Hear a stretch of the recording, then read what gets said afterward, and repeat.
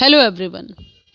If you want a glorious, colorful flowering plant for your garden, here's everything you need to know about how to grow gladiolus in your balcony or terrace garden. Gladiolus are cherished for their long spikes of colorful blooms that also look great as cut flowers. If you want to include this beautiful plant in your garden, then here's all you need to know about how gladiolus in India. There are two ways to propagate this plant through seeds and from divided corms. If you need faster result, you can go for corms. The first way to grow gladiolus is from seeds. Buy quality seeds from the local vendor or you can collect the seeds from the spent blooms. Sow them in a well draining growing medium water well and keep the pot in shade and cover the setup with plastic. The seeds will sprout in 2 to 4 weeks. From corms, you can dig up the soil to get the corms. Snip away the corms and let it cure for a couple of days. Plant them in the loose, fertile soil of pot or garden. Friends, the important thing is what are the growing requirements for gladiolus? And the first thing is sunlight. Gladiolus grows best when planted in the full sun but can tolerate some partial shade as well. The color of the flower intensifies in full sunlight. A spot where it gets 4 to 6 hours of sunlight will be the best. And the second important tip is watering. Water the plant deeply when the topsoil feels dry to touch. Make sure to let the soil dry, but before watering again, pay more attention to watering during summers. If we are talking about soil, gladiolus appreciates well draining, moderately fertile, and porous soil, preferably sandy to loamy with a pH ranging from 5.5 to 6.5. Amend the soil quality by mixing some organic matter like compost or well rooted manure. And the important tip about climate, gladiolus appreciates a warm climate to thrive, and the subtropical climate of India acts perfect. The plant does best in the temperature range of 27 to 30 degree.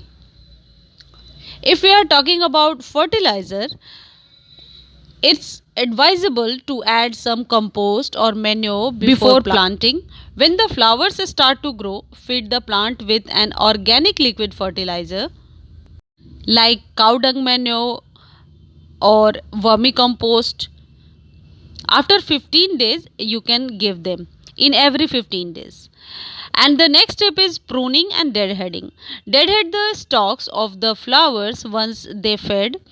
It prevents the flowers from setting seed and self sowing. Use a pruner or shear to snip the stalk. The important tip about the mulching, to preserve the soil moisture and maintain an even temperature for the roots, mulch the plant base with a layer of straw, bark, shredded leaves. Some gladiolus flowers varieties need the support or a stake. As soon as the stakes of the flowers form, gently tie them to a stake or a wooden stick. If we are talking about pests and diseases, gladiolus is susceptible to thrips and aphids. You can spray neem oil solution or soap solution to get rid of them. Corms rot is another problem. Do not let the plant stay in overtly wet soil. Otherwise, the bulb will die.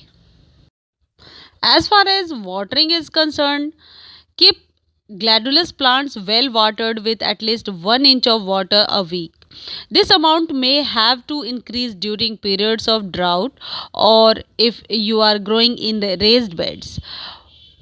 Fertilizing, add compost to the soil before planting gladiolus. As you can see, I have been mixing some bone meal or vermicompost in the potting soil. Friends, bone meal is a rich source of phosphorus.